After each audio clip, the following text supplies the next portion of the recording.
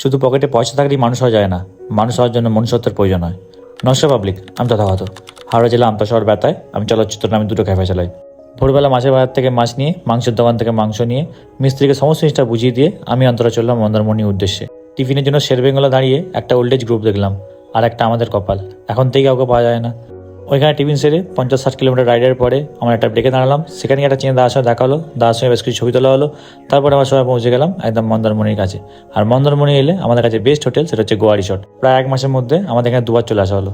তারপর আর কি সবাই নিয়ে বললাম চান করতে। চান টান সব কিছু করে সন্ধ্যাবেলা সমস্ত টিম মেম্বাররা ডিসাইড করলো যে ওরা গাড়ি নিয়ে দীঘা যাবে। তা আমরা যেহেতু বাইক নিয়ে এসেছিলাম, এই ঠান্ডার মধ্যে আমরা আর গেলাম না। তাই আমরা বাইকটা এখানে পার্ক করে আমি অন্তরা চললাম সবাই বিচের ধারে। বিচের ধারে বেশ কিছুক্ষণ ধরে আমরা লম্বা হাঁটা মারলাম।